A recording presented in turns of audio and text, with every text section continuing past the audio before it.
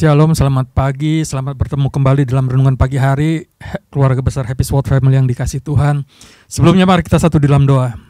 Tuhan, terima kasih Bapa, Engkau luar biasa buat pagi hari ini, buat nafas kehidupan, buat pemeliharaan-Mu yang luar biasa dalam kehidupan kami. Kami boleh bangun pagi hari dalam keadaan tubuh yang sehat. Kami bersyukur Tuhan, hari lepas hari Engkau tidak pernah tinggalkan kami. Terima kasih Bapa, biar renungan pagi hari ini yang akan kami dengar boleh menguatkan kami, boleh membuat kami boleh hidup lebih sungguh-sungguh lagi di hadapan-Mu ya Bapa. Terima kasih Tuhan, hanya dalam nama Tuhan Yesus kami sudah berdoa dan mengucap syukur, haleluya, amin. Renungan pagi hari ini saya beri judul Andalkan Tuhan. Saya akan bacakan di dalam Habakuk 3 ayat 17-19, demikian firman Tuhan. Sekalipun pohon ara tidak berbunga, pohon anggur tidak berbuah, hasil pohon zaitun mengecewakan, sekalipun ladang-ladang tidak menghasilkan bahan makanan, kambing domba terhalau dari kurungan dan tidak ada lembu sapi dalam kandang. Namun aku akan bersorak-sorak di dalam Tuhan, beria-ria di dalam Allah yang menyelamatkan aku. Allah Tuhanku itu kekuatanku, Ia membuat kakiku seperti kaki rusa, Ia membiarkan aku berjejak di bukit-bukitku. Habakuk, nabi yang berkata bahwa sekalipun pohon ara tidak berbunga, artinya dalam keadaan susah sekalipun, dalam keadaan apapun, masalah boleh timbul. Tapi Habakuk katakan bahwa dia tidak akan pernah tinggalkan Tuhan, dia akan tetap beria-ria. Karena dia tahu bahwa penyertaan Tuhan itu luar biasa. Mungkin kalau kita bicarakan tentang masalah, nggak ada manusia yang mau menerima masalah. Nggak ada manusia yang mau menghadapi persoalan dalam kehidupannya. Manusia maunya hidupnya mungkin tenang, damai, apa yang dia butuhkan terpenuhi. Tapi kita sebagai manusia yang tinggal di dalam dunia ini, tidak satu pun manusia yang tidak mengalami masalah. Dia pasti akan mengalami masalah, dia akan mengalami persoalan. Baik diminta maupun tidak diminta. Yang paling parah adalah orang yang suka cari masalah. Orang nggak mau cari masalah aja, masalah itu datang. Apalagi orang yang mencari masalah. Mengapa masalah terjadi dalam kehidupan kita? Yang pertama, masalah membuat kita semakin dekat kepada Tuhan. Orang yang disebut anak Tuhan pasti ketika dia menghadapi masalah, dia datang kepada Tuhan. Kenapa dia datang kepada Tuhan? Karena dia tahu, firman Tuhan katakan bahwa apa? Orang yang menyerahkan masalah ke dalam tangan Tuhan pasti akan diselesaikan oleh Tuhan. Tuhan pasti akan memberikan jalan keluar yang terbaik. Semakin kita bermasalah, semakin kita dekat kepada Tuhan. Seharusnya seperti itu. Tapi ada juga orang yang ketika bermasalah dia datang kepada manusia. Dia datang kepada orang-orang yang bisa diandalkan. Sedangkan firman Tuhan katakan apa? Terkutuklah orang yang mengandalkan manusia. Jangan andalkan manusia tapi andalkan Tuhan dalam kehidupan kita. Yang kedua, masalah membuat iman kita semakin kuat.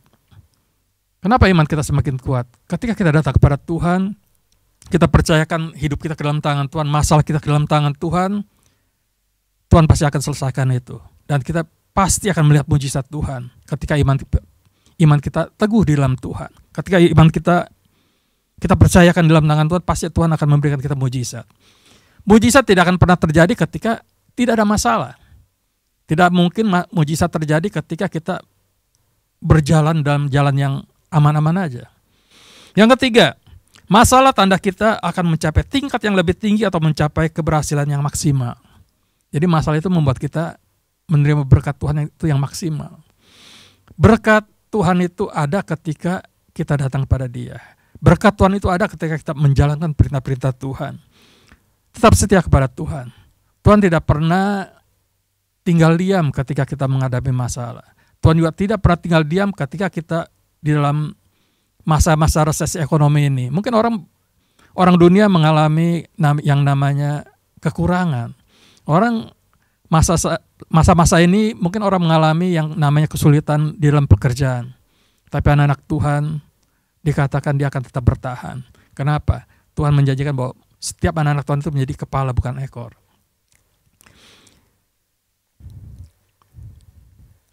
Saya akan bacakan di dalam Yeremia 17 ayat 7-8 demikian firman Tuhan. Diberkatilah orang yang mengandalkan Tuhan, yang menaruh harapannya pada Tuhan. Ia akan seperti pohon yang ditanam di tepi air, yang merambatkan akar-akarnya ke tepi batang air, dan yang tidak mengalami datangnya panas terik, yang daunnya tetap hijau, yang tidak khawatir dalam tahun kering, dan yang tidak berhenti menghasilkan buah. Jadi orang yang mengandalkan Tuhan itu dikatakan orang yang seperti ditanam di tepi aliran air, yang tidak pernah kekurangan, yang tidak akan pernah mengalami kekeringan. Dia akan menghasilkan buah. Ketika dia menghasilkan buah, dia akan menjadi berkat bagi banyak orang. Keluaran 15 ayat 3, Tuhan itu pahlawan perang, Tuhan itulah namanya. Tuhan itu pahlawan perang dikatakan Yahweh Sebaot. Yahweh Sebaot, Allah yang berperang untuk hidup kita. Jadi apapun masalah kita, apapun persoalan kita, tetap kita andalkan Tuhan. Kenapa kita andalkan Tuhan? Karena Tuhan yang akan berperang bagi hidup kita. Makanya Tuhan itu seperti pahlawan perang buat hidup kita. Biar renungan pagi hari ini boleh memberikan kita kekuatan, boleh memberikan kita ketenangan dalam kita mengiring kepada Tuhan, bahwa ketika kita andalkan Tuhan, Tuhan pasti akan memberikan kita yang terbaik. Amin. Mari kita satu dalam doa. Tuhan, terima kasih Bapak luar biasa buat pagi hari ini.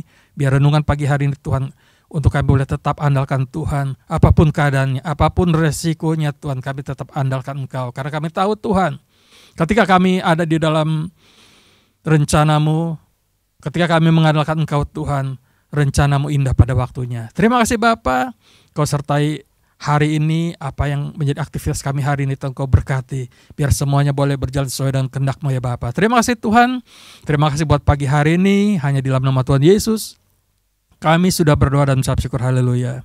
Amin. Selamat pagi, selamat beraktivitas, Tuhan Yesus memberkati.